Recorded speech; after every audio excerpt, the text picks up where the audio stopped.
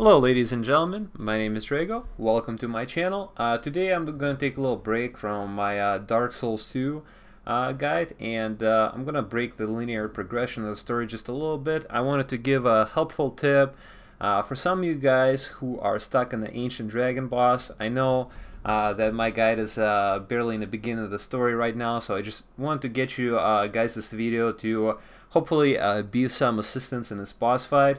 Now, as some of you already know, Ancient Dragon is probably one of the toughest bosses in the game, and if he's not the toughest, he's probably, I mean, most of you will agree with me, he's probably one of the more annoying ones, because most of his attacks will one-hit kill you. So yeah, I don't even know how White Dragon Thief was able to kill ancient dragons, because he seems like such a pushover compared to this guy.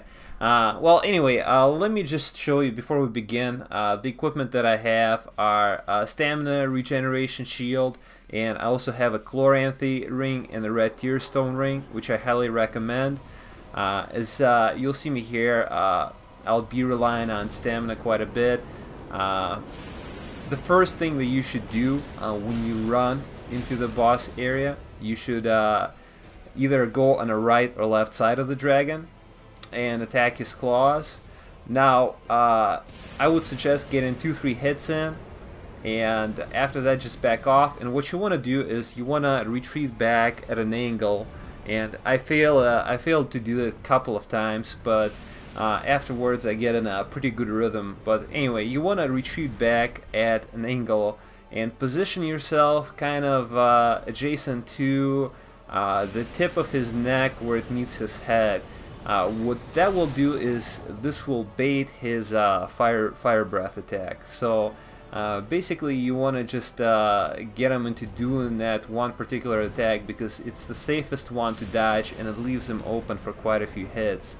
So basically you'll see me try to position myself like that over and over, and it works good for a mage character, a caster, a faith build, a melee character. If you're doing a, you know, strictly dex or strength build or a quality build without any spells, you can do it as well.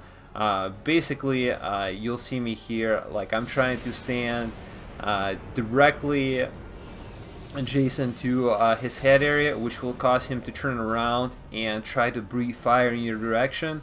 As he does that, you can either run up to his opposite side and get a couple of hits in on his tail, or, well, not his tail, on his claws, or you can get in a position again on the other side and throw a couple of lightning spears, cast a few sorceries, pyromancies, whatever you're using to defeat him. I found out that since I basically stacked my rings so I get the most out of my lightning spears. Like I have the Sun Seal, which is the heir of the Sun Covenant, Sun Bros. Basically that increases miracle power. I have also a ring that helps me cast lightning spears faster. And I also have a red tearstone ring, which increases my overall damage output. So I stack my rings so I get the most out of the spells that I'm using. As you can see, I'm doing pretty decent damage with my lightning spears at 40 faith and with the lightning witch tree Bellvine talisman. So anytime he flies, I would just say run as far back as you can. That should get you out of the way. And then if you have to run back at him again, just do it kind of the same way that you did in the beginning of the fight. Run to either his right or left, and hopefully he will do the fire breath attack if you did it correctly. So basically just a few overall tips is this fight is mainly about correct positioning. You want to stay at a certain point between his right at the point between his head and his neck, like where his neck and his head meet. So if you stand right there, it causes him to do fire breath attack, and you can use the animation period for that attack to squeeze a couple of hits in or cast a few spells. So depending on what your build is. So I hope this video has been helpful to you guys. If you get your timing down, it should be a cake. you shouldn't take any damage, and actually if you do take damage, it's most likely will be from you dying, because mostly this boss just one-shots people. So hopefully I was able to help you guys out.